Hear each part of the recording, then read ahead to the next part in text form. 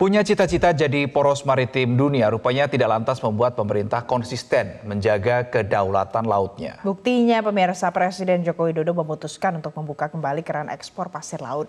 Kebijakan yang dilarang sejak 2 dekade lalu ini dinilai akan memperparah dampak krisis iklim sekaligus mengancam kedaulatan negara. Kita harus bekerja dengan sekeras-kerasnya untuk mengembalikan Indonesia sebagai negara maritim, samudra, laut, selat, dan teluk adalah masa depan peradaban kita.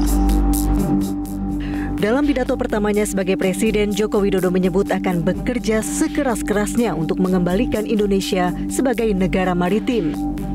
Kini Jokowi pula yang memunggungi laut dengan membuka keran ekspor pasir laut melalui terbitnya peraturan pemerintah nomor 26 tahun 2023 tentang pengelolaan hasil sedimentasi di laut. Padahal pasir laut masih dibutuhkan untuk reklamasi dalam negeri dan pembangunan lainnya. Eksploitasi laut sendiri terbukti pernah merusak dasar laut Indonesia. Pengerukan pasir laut besar-besaran bahkan berakibat pada tenggelamnya 7 pulau di Kepulauan Seribu.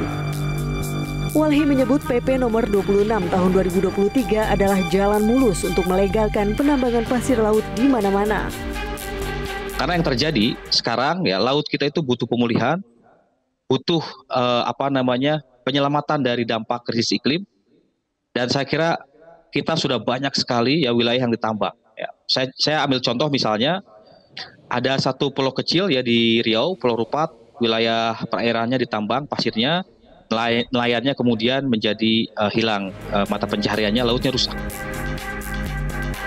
Kekhawatiran juga menyeruak dari mantan rekan kerja Presiden Jokowi yakni Menteri Perikanan dan Kelautan Kabinet Kerja periode 2014-2019 Susi Pujiastuti yang juga menentang keputusan ekspor pasir laut.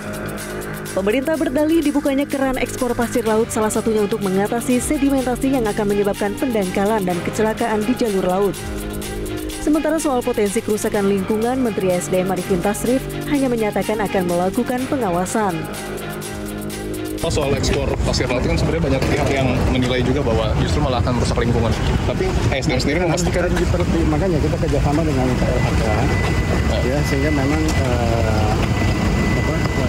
pelaksanaannya itu memang bisa dilakukan sedemikian rupa sehingga tidak memberikan dampak sama lingkungan.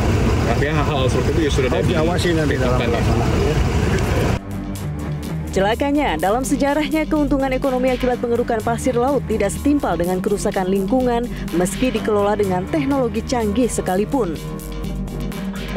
Saat pandemi ya, Boskalis, perusahaan terbesar di dunia bahkan ya kalau bisa kita sebut, mengeruk atau menambang pasir laut di perairan Kodingareng di wilayah tangkap nelayan di Kota Makassar, Sulawesi Selatan. Kita tahu Boskalis adalah perusahaan yang punya teknologi yang sangat canggih. Apa yang terjadi? Di sana terjadi kerusakan yang sangat parah ya. Pulau Kodingareng mengalami abrasi, nelayan tidak bisa menangkap laut, arus laut menjadi sangat tinggi, banyak masyarakat terutama ibu-ibu yang ketakutan pulaunya semakin rusak. Bahkan banyak nelayan-nelayan yang pergi dari pulau itu karena sudah tidak bisa melaut ya. Dan banyak masyarakat yang kemudian dia harus mencari utang karena income-nya, pendapatan dari melautnya sudah tidak ada. Ini pengalaman saya kira yang sangat penting disampaikan. Karena apa? Karena Boskalis, perusahaan Belanda yang punya teknologi hebat pun sebetulnya tetap merusak ya, tetap menghancurkan ekosistem laut. Oleh karenanya izin ekspor pasir laut dihentikan pada masa Presiden Megawati sejak tahun 2003 alias 20 tahun lalu. Lantas, apakah suara keras penolakan ekspor pasir laut menjadi pertimbangan pemerintah saat ini? Kita tunggu.